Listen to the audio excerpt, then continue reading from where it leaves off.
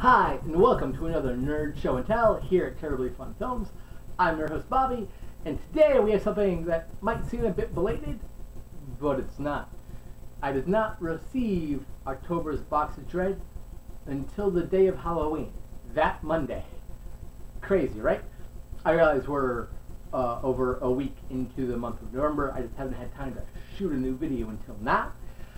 So this will include the new box of Dread, along with the various other things I picked up. I went to Myrtle Beach with some friends. We went to some nerd stores there. I'll be showcasing that sort of thing. So, without further ado, let's see what I got.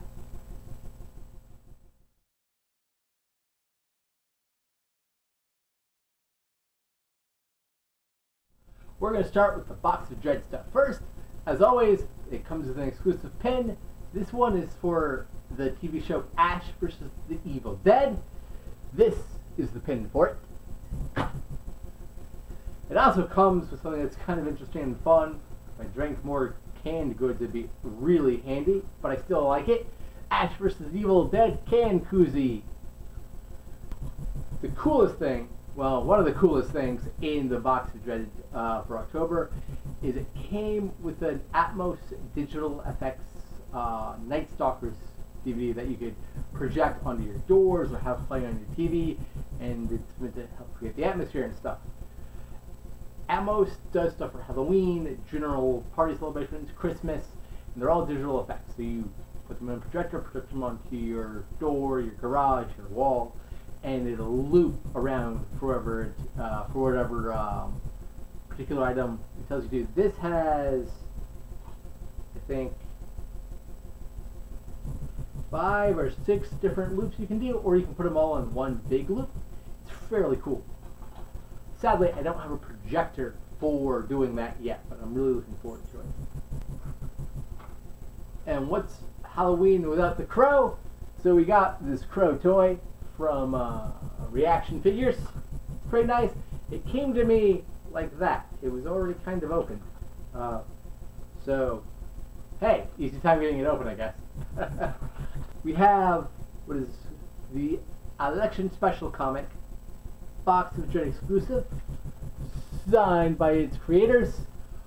It is the comic Army of Darkness, Ash for President, which, given everything, is not the worst idea in the world.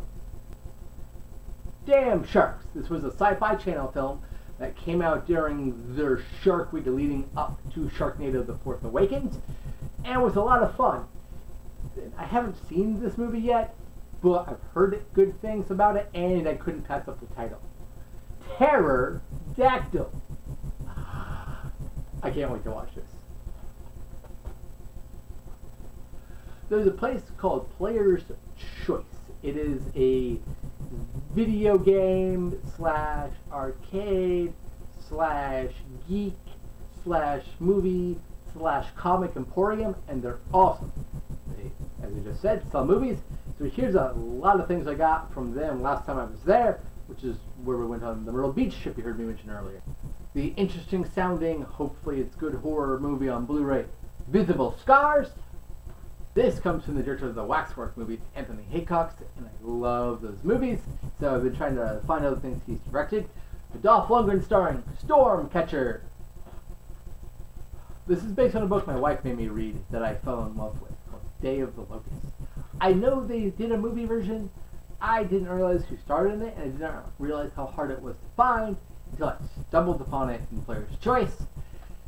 I had credit, so everything I got there was free, which is great. Well, not free, but you know what I mean. I didn't pay any actual money for it. I know that says $10 on its price tag, which might seem steep for a used movie, but it's really hard to find, so I'm really excited that I now own this. I got Cirque du Soleil's Qdam? Somebody help me figure out how to pronounce that one. The double feature of 2 full moon movies, Hell Asylum and Prison of the Dead. I've never heard of this, but the back made it sound crazy, and the cover even crazier than that. Drainiac. W. Scott might not be a name known to a lot of people. He was in Last Passenger, which I think came out last year, maybe the year before that. And then he's in one of the greatest films of all time, in a weird time travel, coming of age, romance, drama, thriller thing called A Thousand Kisses Deep. It's phenomenal, and it's amazing, and I will always love him forever for that film. When I discovered he was in a version of the often told tale of Jekyll and Hyde, I had to buy it sight unseen, and that is Dr. Jekyll and Mr. Hyde.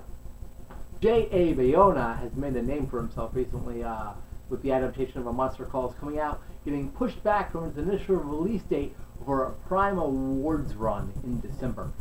I'm a little sad because I really want to see the movie, as the book it's based on is phenomenal, but I'm actually really happy about that, which means the studio has a lot of faith in that film to be a big winner in that regard.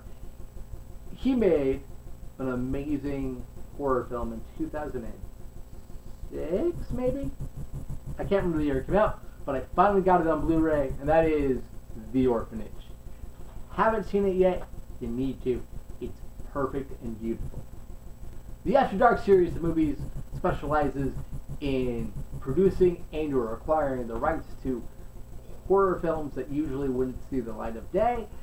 This one has a really creepy cover with a sort of clown guy, so I was like, oh, this seems appropriate right now. The Task. Haven't seen this one yet, so I don't know if it's good, but I'm usually not let down by them. As most of you know, throughout the month of October, I watched one Frankenstein movie every day. That's harder than it sounds, and I still didn't watch all of them. The last one I watched, the last Frankenstein movie on Halloween, the last one I watched was Frankenstein's Hungry Dead, which is interesting because it combines all the Frankenstein things I've been watching along with all the wax museum things I've been watching, because it takes place in a wax museum. It's a lot of fun. I'll do a whole review of that later.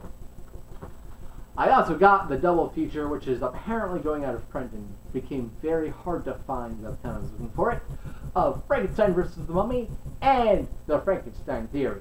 You'll notice I only watched one of those films, because again, there are so many Frankenstein movies, can't watch them all. Picked up the out of print, super hard to find Steelbook of Van Helsing. Target had a limited number of these still in their warehouse, so you can still get it for its regular price. This was like $13.99 or $14.99 or something like that. If you look online, it's going for like 60, 70, 80 bucks. So Shout Factory's horror arm Scream Factory had a massive sale going on, and these are those movies. The special edition of Return of the Living Dead, Dead Shadows, 1970s Invasion of the Body Snatchers, not from the Scream Factory, but still awesome, Jeff Nichols' Midnight Special. Also not part of the Scream Factory sale. It's the latest Asylum movie. It's animated, and I don't think it ever was finished. I'll explain more when I review it. Trollland, which is of course their tie-in to the latest theatrical film, Trolls. Last two Scream Factory movies, and the last two things I'm showing off here.